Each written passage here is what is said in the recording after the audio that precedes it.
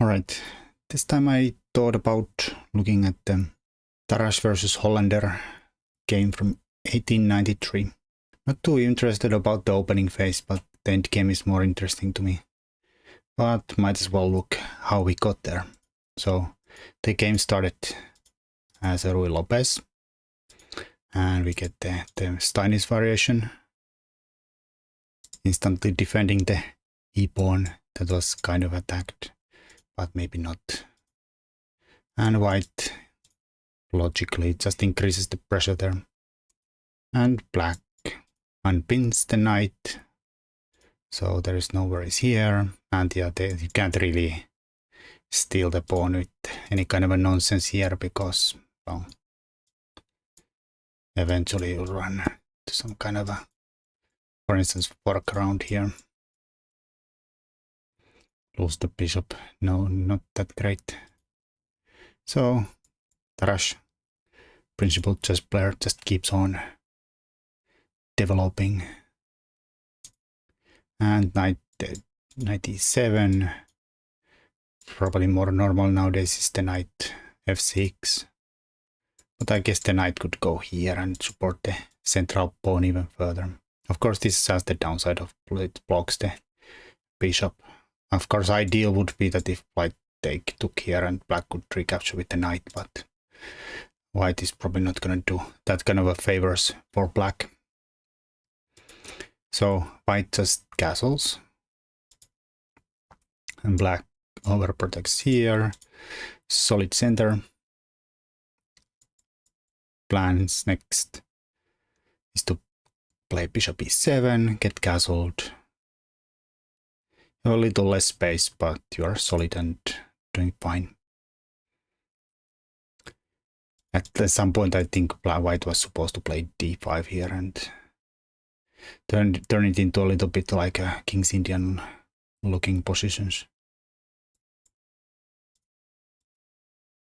But those were not properly even plans of Tarrasch there.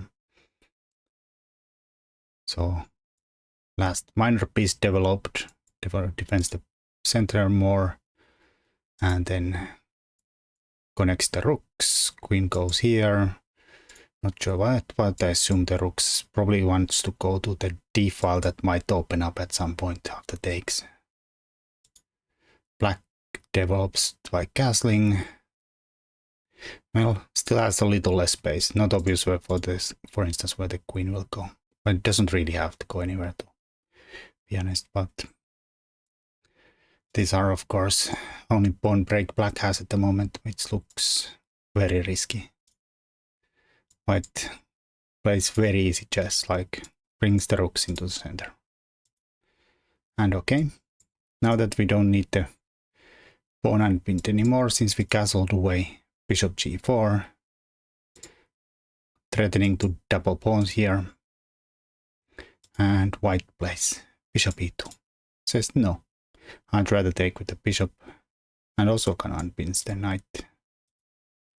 Alright, so gets out of this alignment, maybe wants to set up some kind of alignment with the queen here.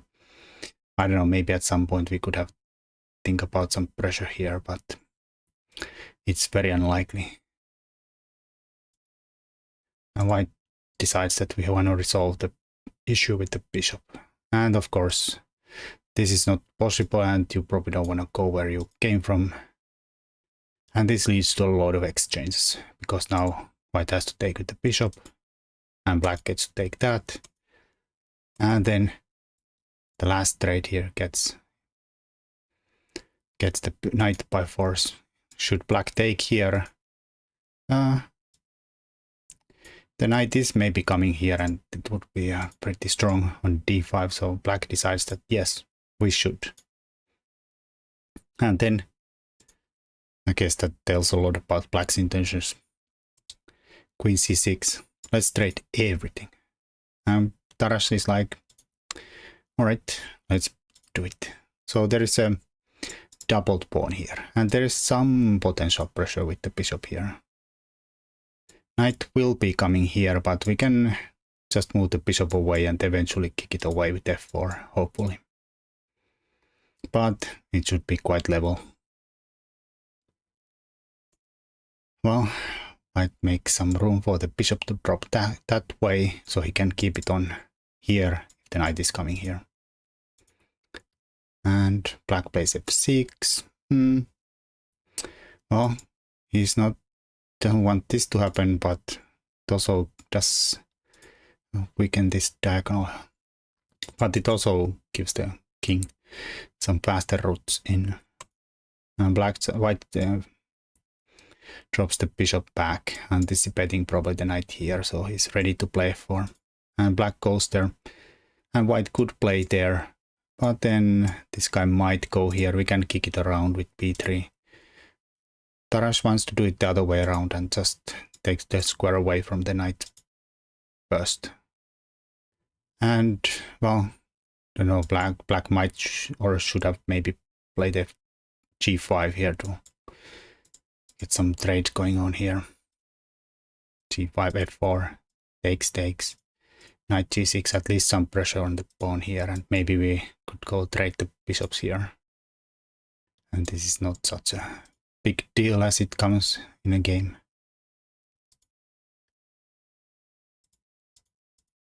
Would be okay-ish.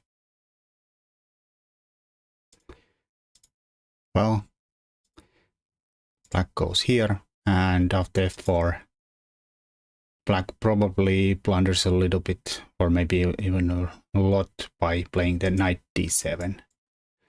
Best was probably knight g6 again, because the problem with knight d7 is that it's undefended square. And this is gonna come even with more power now, e5, because the d-pawn is pinned. Well, black can take once, and of course if white took here, then no worries, but white takes here and pins the knight. Well, this was definitely a kind of dubious decision. Well, rook unpins, defends the knight, and then white just says chop, chop, chop. The rook's undefended. Won a pawn. Well, not really, but maybe black here should have actually let the pawn go. He decides to take the pawn back by unpinning with a check. Of course, if white took with a rook, then it's no longer pinned here.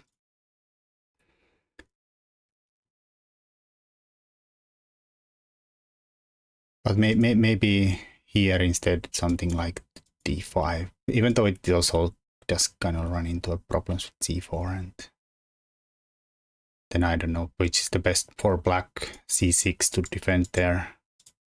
White's up a pawn. Their black king is coming here really fast, so that's a little bit of a problem.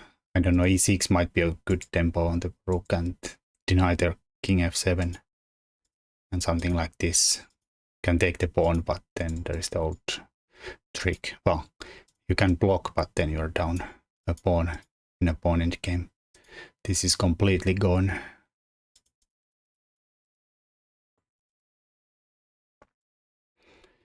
Maybe d4 is the better try. White is definitely better here, but black also has some threats to just come here and take. Again, I think e6 might be a best move, and then c5, just to deny the c5 from black and let them defend the d-pawn and get a protected passer. And then, okay, black's probably winning this pawn, but white king should be able to come really fast, for instance, here. And well, here we are trading the d-pawn, but also maybe at some point some kind of a infiltration into the black's queenside. These are really good for white too, but the problem with the game continuation black went with after he took and checked out of the pin. He wins the pawn instantly back, but white to play and simplify his life a lot. Yep, the pawns are even, but still the pawn endgame is excellent, because look at these pawns from black. They're all isolated. And the other big factor here is that queenside. white has an extra pawn there, so potential to make a outside passed pawn and just win the game by that. So first, white brings the king to a centralized position, black defends the pawn, and then b5, deny entry here, and then we just slowly push all our pawns forward. Here black played a5, but waiting here is not gonna do anything. You can play c5, black can wait here, and then, well, white can play b5, and now black can't go here. If it goes too far, then white can just make a passed pawn, and the black king can't catch it anymore, and eventually black runs out of moves here and loses the game. White wins the pawn. Makes it easier.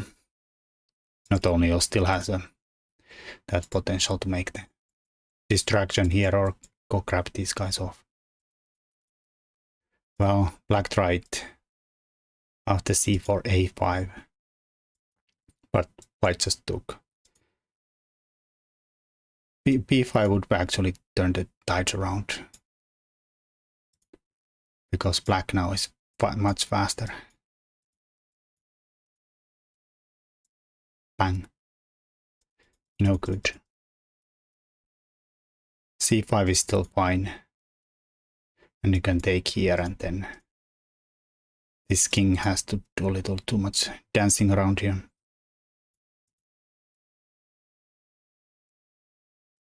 Not only are we closer here, but black has to waste more time on the flank here, and white is like way too much ahead in the race to hit this side. Okay, have to be a little careful you don't accidentally chop here and lose all the pawns. g4, then you take and keep this pawn alive. Anyways, in a game after a5, white just took. And after this, white took here. And the point is that you can't take here without letting this run. Or if black went this way, it's just hopelessly too slow. White promotes the c-pawn. Or if black tried here, this one, white can go here and promote one of them, for instance. So after king c5, king takes e5, black just resigned. So that was nothing really special. I just like the simplicity of the game. White didn't really do anything fancy. He just developed all his pieces, had a central control, and black did some little silliness here and let the double pawns here, even though that was not the critical already moment of the game, but like this does not lose the game. But maybe this moment, just choosing the wrong square for the knight, undefended knight, allows white to wreck black's structure completely and transpose into a winning endgame. Anyways, thanks for watching, and until next time.